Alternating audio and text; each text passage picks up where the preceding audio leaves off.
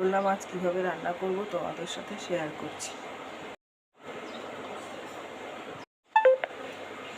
কাঁচা পেঁয়াজ দিয়ে দিলাম, কাঁচা লঙ্কা দিলাম, একটু ক্যাপসিকাম দিচ্ছি, কাঁচা দিলাম আর একটু পেস্ট করে দেবো।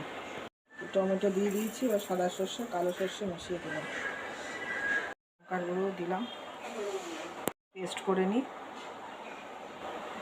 এবার মশলাটার ভেতর দিয়ে দিলাম, লবণ দিয়ে দিলাম, হলুদ দিয়ে দিলাম, কাঁচা তেল দিয়ে দিলাম, সর্ষের তেল। মাখিয়ে নেবো, এটা মাখিয়ে নিচ্ছি। হয়ে গেছে, এবার বসিয়ে দেবো গ্যাসে। বসিয়ে দিয়েছি গ্যাসে, এবার গ্যাস কমিয়ে ঢাকা দিয়ে আস্তে আস্তে করে হবে এটা। মোরলা মাছ প্রায় হয়ে এসছে, এবার একটু নামানোর আগে কাঁচা তেল দিয়ে দেবো। কাঁচা দিলাম আর টমেটো লঙ্কার গুঁড়ো পেস্ট করে নিই।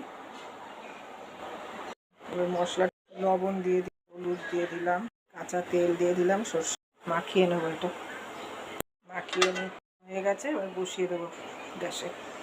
বসিয়ে দিয়েছি গ্যাস।